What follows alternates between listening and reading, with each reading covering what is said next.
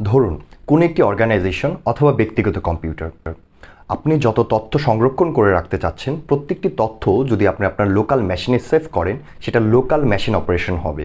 কিন্তু প্রত্যেকটি কম্পিউটার বা ডিভাইসকে যদি আপনি একটি নির্দিষ্ট নেটওয়ার্কের আওতায় নিয়ে আসেন অথবা আপনি আপনার পার্সোনাল কম্পিউটার অথবা ডিভাইস থেকে সেই তথ্যগুলোকে যদি রিমোট কোনো প্লেসে আপলোড করেন অথবা পুশ করেন, তাহলে সেই ক্ষেত্রে পুরো কনসেপ্টটি কাজ করছে ক্লাউড কম্পিউটিংয়ের মতো। এখন আসি ক্লাউড কম্পিউটিং কিভাবে কাজ করে।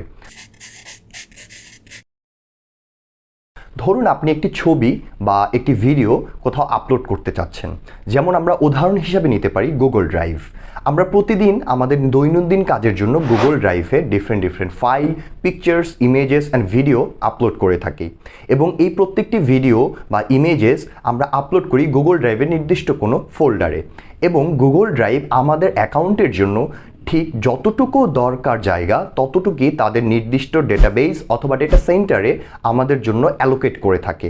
এবং এই ডেটা সেন্টার বা ডেটা হাউসকে বলা হয় ডাটা ওয়্যার হাউস, যেইখানে প্রত্যেকের এবং আমার আপনার সবার ডেটাগুলোকে সিনক্রোনাইজ ওয়েতে সেভ করে বা স্টোর করে রাখা হয়ে থাকে। এখন ধরুন আপনি আপনার ছবি, ভিডিও অথবা অন্য কোনো ফাইল অ্যাক্সেস করতে চাচ্ছেন। আপনি আপনার নির্দিষ্ট অ্যাকাউন্ট থেকে সেই প্রত্যেকটি তথ্যকে সুনির্দিষ্ট কিছু প্রসিজারের মাধ্যমে অ্যাক্সেস করতে পারবেন এবং এই ডেটা কোনোভাবে যদি কারাপ্ট হয়ে যায়, ডিলিট হয়ে যায় অথবা নষ্ট হয়ে যায়, সেই ডেটার ব্যাকআপ হিসাবে সার্ভিস প্রোভাইডার আপনাকে আরেকটি অপশন করে দিচ্ছে।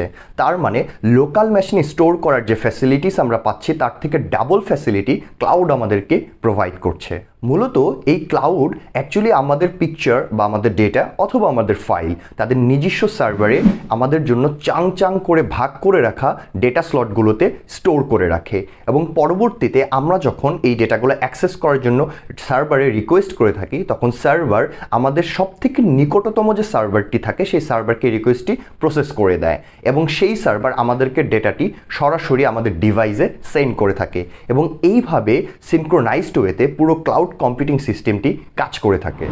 আমাদের দৈনন্দিন ব্যবহৃত সবথেকে পপুলার কিছু ক্লাউড সার্ভিস হচ্ছে Google cloud service, Amazon web service, Microsoft Azure এবং সবথেকে বেশি আমরা যেটা ব্যবহার করে থাকি গুগল ড্রাইভ এবং ড্রপবক্স।